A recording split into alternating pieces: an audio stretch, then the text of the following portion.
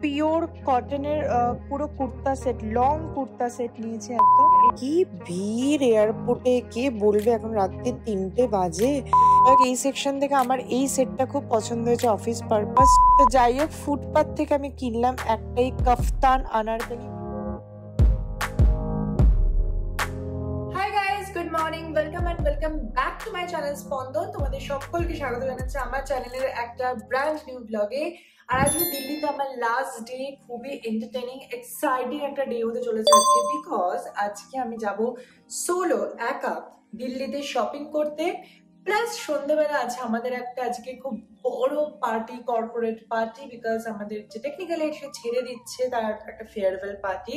So পুরো ভিএলসিসির পুরো corporate high লেভেলের সমস্ত লোকজন এখানে থাকবে।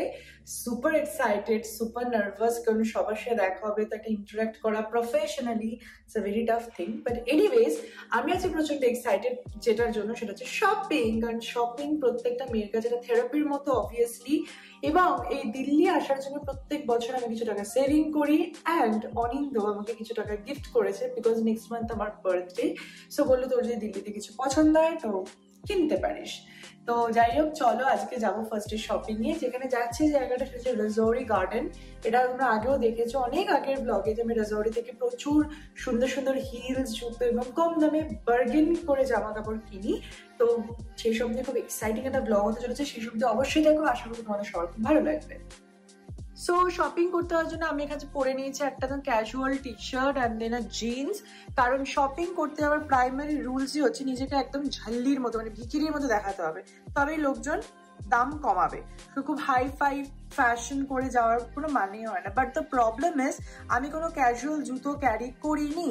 তো যতই জামা কাপড়টা ক্যাজুয়াল পরি না, কারণ এর সাথে যেটা পরতে হবে সেটা হচ্ছে আমাকে আবারও এই হিলটা। না, ওই হিল একটু লোকজনকে অবভিয়াসলি একটু, মানে বুঝতেই পারছো, বেশি ভালো দেখায়। তো যাই হোক, কিছু করার তো নেই। তো চলো, নিচে উবের এসে গেছে, তো বেরোনো যাক। Shopping day.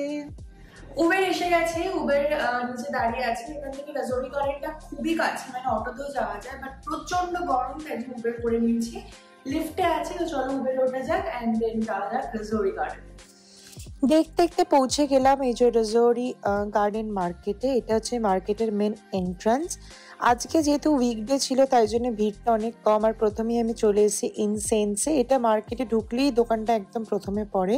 এখানে জামা কাপড় ভীষণ ভালো কালেকশন, মানে ঢুকিয়ে তোমরা দেখতে পাবে এখানে সমস্ত কিছু পাবে, মানে ওয়ান পিস, ফর্মাল, ক্যাজুয়াল সব কিছু। তো আমি এখানে 3-4টে জামার সেট নিয়ে নিয়েছি। তো চলো এবারে ঢুকে ট্রাই করব। তো ফার্স্টে ছিল এই 2 পিসটা, যেটা কালারটা আমার ভীষণ পছন্দ ছিল, খুব সামার ফ্রেন্ডলি একটা colour. But the problem is এটা সাইজে আমার একটু বড় ছিল, তার জন্য আমার খুব একটা পছন্দ মানে হয়েও হয়নি। তো লেটস সি বাকি দুটো কেমন।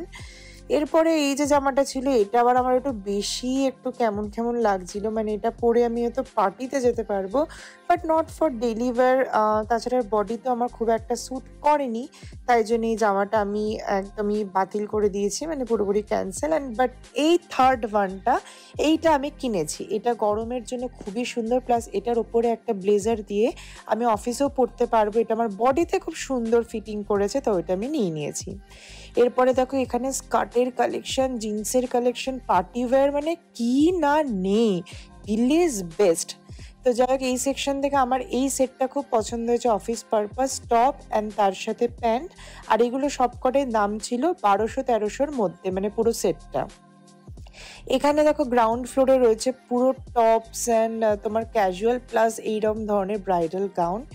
তো যাই হোক, ওখান থেকে শপিং করে বেরিয়ে এবার একটা জুতোর দোকানে এসেছি, যেটার নাম হচ্ছে ক্লোভ। এখানে 50% অফ দিচ্ছে জুতোতে, তাই জন্য এখানে আমি জুতো দেখছি। একটা অফিস পারপাস জুতো নেবো আর একটা একটু পার্টি ওয়্যার হিল টাইপের নেবো।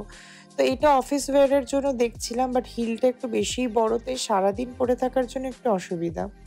এই জুতোটাও বেশ ভালো লাগছিল, বাট প্রবলেম ইজ এটা পুরো সাদা, তো সাদাকে মেনটেন করাটা খুব চাপ। এই জুতোগুলো সবকটাই 50% অফে তোমার 700 থেকে 800-এর মধ্যে ছিল।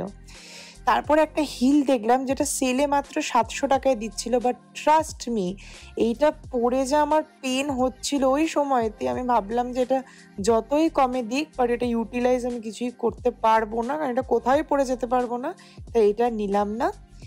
এই জুতোটা আমি নিয়েছি, এটা একটু দামি বাট এটা এত সফট আর সারাদিন পরে থাকার জন্য অফিসে এতটাই কমফোর্টেবল যে আমি এটার দাম বেশি বলেও নিয়েছি। এটা 1200 টাকা নিয়েছিল, কিন্তু জুতোটা ভীষণ ভীষণ সুন্দর।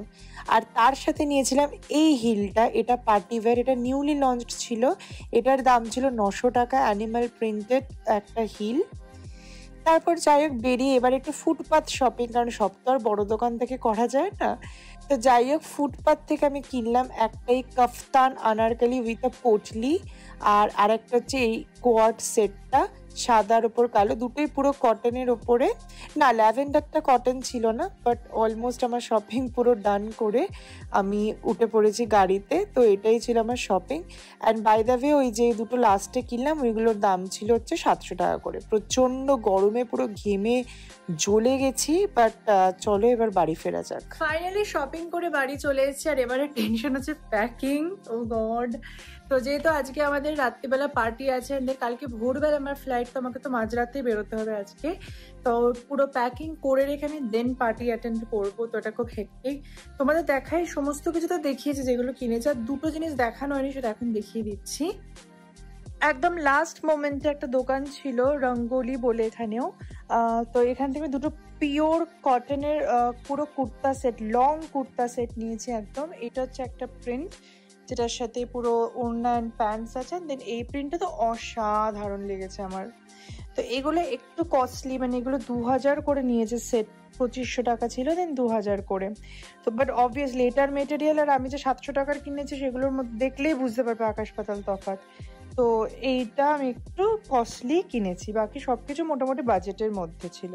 কারণ কি বলতো, যখন কোনো এক একটা ক্লাস থাকে বা সেশনে সবসময় একদম হেলালে জামা কাপড় পরা যায় না, একটু ক্লাসিক কিছু জামা কাপড় কিছু সময় পরতে হয়। কোনো একটা ইভেন্ট, যেমন আজকে সন্ধ্যেবেলা যাচ্ছে একটা ওই পার্টিতে, বা এরকম একটা কোনো সেমিনার চলছে তখন। তো তার জন্য আর কটন কুর্তা কুর্তা কালেকশন দিল্লিতে অসাধারণ, বলে লাভ নেই। So happy. Hi guys, good evening. So finally আমি পুরো রেডি হয়ে গেছি আজকে পার্টির জন্য। অ্যান্ড খুব নিউড একটা মেকআপ করেছি, একটা ব্লু গর্জিয়াস লেন্স পরেছি, বারবি ব্লু। এটা সামনে ভীষণ ভালো দেখতে লাগছে, because it's evening party, so why not. এর মধ্যে একটা মিটিংও ছিল, সেটাও নিয়েছি, খুব হেক্টিক যাচ্ছে। বাট ওভারঅল তোমাদের পুরো সাজটা দেখাচ্ছে, আশা করবো তোমাদের ভালো লাগছে। সো ফর দ্য পার্টি আমি পরে নিয়েছি একটা এই যে ওয়ান পিস, অনেকটা ওজন লুজ হওয়াতে এখন বডিকনগুলো পরতে বেশ সুবিধেই হচ্ছে, নো ডাউট। আর তার সাথে পরে নিয়েছি এই হিলটা, যেটা আমি আজ স্টিলেটোস থেকে কিনলাম, ভীষণ কমফোর্টেবল অ্যান্ড ভেরি সেক্সি। তো এটা হচ্ছে আমার আজকের পারে লুক। আর হেয়ার স্টাইলটা হচ্ছে যে হাই পনি অ্যান্ড দেন পুরো ওপেন কার্লস। না, তো হয়ে গেছি সম্পূর্ণ রেডি, আর উবেরের নিচে চলে এসেছি। তো চলো এবার যাওয়া যাক, তারপর গাড়িতে উঠে ওখানে গিয়ে তোমাদের সাথে দেখাচ্ছি। আশা করবো তোমাদের ব্লগটা ভালো লাগছে। তো চলো যাই এবার। উঠে পড়েছি ক্যাবে, কে বলবে এখন সন্ধে 6:30 বাজে, পুরো খ্যাটখ্যাটে রোদ্দুর একদম। বাট পৌঁছাতে যখন পৌঁছাবো তখন আশা করছি অন্ধকার হয়ে যাবে, আর ঠিক তাই হলো। তো 7:30টার মধ্যে দেখলাম পুরোপুরিভাবে আস্তে আস্তে অন্ধকার হতে লাগছে। আমি তো গাড়িতে যেতে যেতে একটা ছোট্ট করে ঘুমিয়েও নিয়েছি, তখনও ঘুম পাচ্ছে। জানি না পার্টিতে গিয়ে কী করবো, কোনো আইডিয়াও নেই। তো যাই হোক আমাদের পার্টিটা ছিল হার্ড রক ক্যাফে দিল্লি, যেটা হচ্ছে তোমার কনট প্লেস বলে একটা জায়গা আছে দিল্লি, সেখানে। তো এটাই হচ্ছে হার্ড রক ক্যাফে। তো চলো উপরে যাওয়া যাক, সবাই এসে গেছে, আমারই last entry. Hello divas, hi divas. Yes, she is always looks stunning as usual.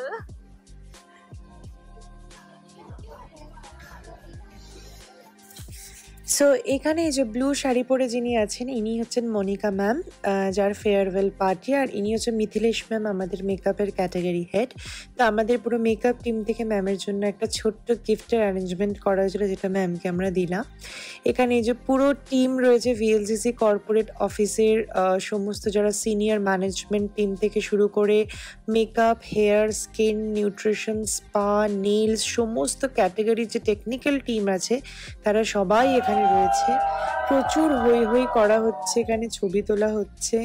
এখানে মনিকা ম্যাম অ্যাজ ইউজুয়াল ভীষণ স্টানিং লাগছে, ওনার অরাটাই একটা খুব আলাদা।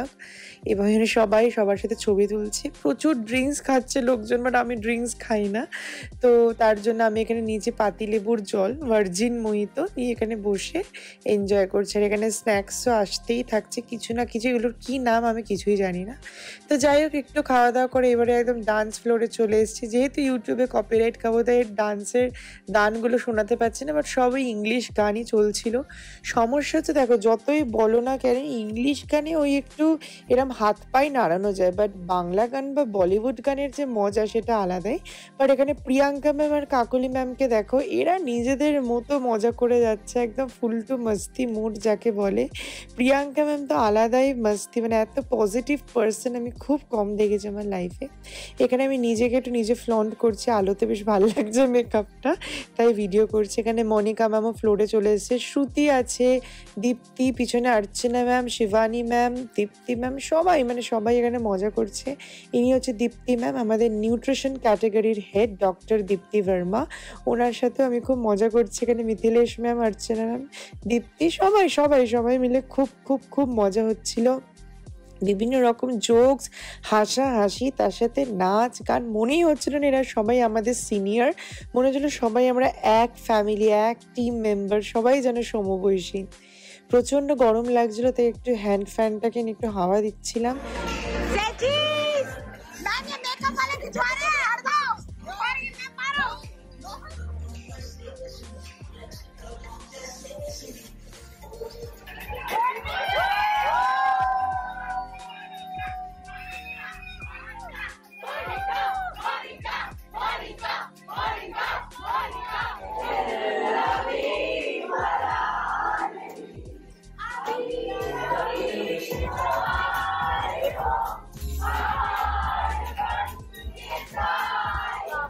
ফাইনালি আমি পার্টি থেকে বাড়ি চলে এসেছি, আর সামহাউ ফিলিং সো টায়ার্ড, কিন্তু ঘুমোতেও পারবো না। 11টা বাজে, 2টোর সময় ক্যাব আসবে, অ্যান্ড দেন আমি যাব এয়ারপোর্ট।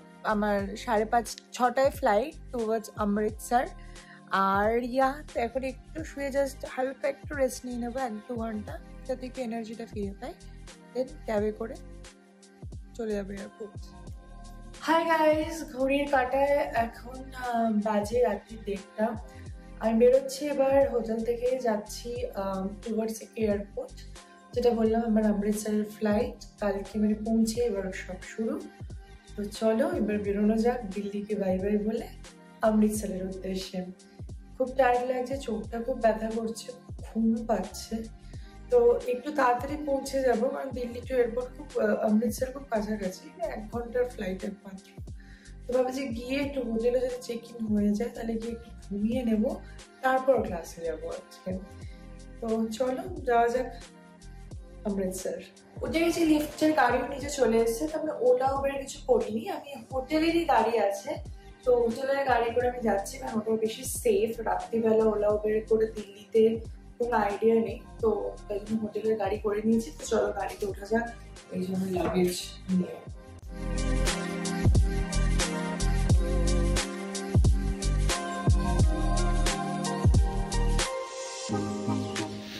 পৌঁছে গেছি এয়ারপোর্টে, আর এন্ট্রি করে গেছি। কি ভিড় এয়ারপোর্টে, কে বলবে, এখন রাত্রি 3টে বাজে, মানে ঠিক ঠিক করছে লোক।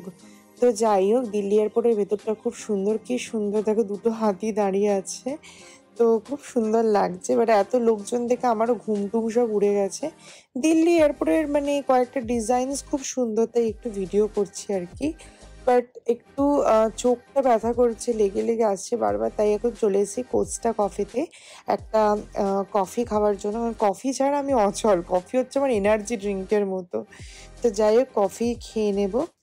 দেখতে দেখতে ফ্লাইটেরও টাইম চলে এলো, আর আমার ফ্লাইটে উঠে মনে পড়েছে এই বাবা কিছু ডাউনলোড করিনি, তো দেখবো কি, তাই এমিলি ইন প্যারিসটা ডাউনলোড করছি 2-3টে এপিসোড। বাট চোখ মুখের অবস্থা দেখে বুঝতে পারছো যে আমি এক্ষুনি ঘুমিয়েই পড়বো। তো দেখা যাক কি হয়। দেখতে দেখতে পৌঁছে গেছি অমৃতসর। দেখো কি সুন্দর লাগছে ওপর থেকে অমৃতসর শহরটাকে, প্রচুর ক্ষেত ক্ষেত ক্ষেত আর সবুজ দেখতে পাবে চারিদিকে। মানে আমার ভীষণ পছন্দের শহর। ইভেন গোল্ডেন টেম্পলটা ওপর থেকে দেখা যাচ্ছিল, মানে আমি নর্মাল চোখে দেখতে পাচ্ছিলাম, তাও আমি চেষ্টা করছিলাম একটু যদি ফোনের ক্যামেরাতে বোঝানো যায়, বাট ফোনের ক্যামেরা যখন জুম করে দেখানোর চেষ্টা করছি আর আমি খুঁজেই পাচ্ছি না যে কোথায় গেল ব্যাপারটা। প্লেনটা এত হুড় হুড় করে চলে যাচ্ছে যে যাই হোক, ফাইনালি নেমে গেছি, পৌঁছে গেছি অমৃতসর। দিল্লির থেকে অমৃতসরের ওয়েদার অনেক বেটার, এখানে ভ্যাপসানো গরমটা নেই। এখানে মানে গরম ওয়েদারটা থাকলেও না একটু হাওয়া হাওয়াটা দিচ্ছে আর কি, তার জন্য ভালো লাগছে।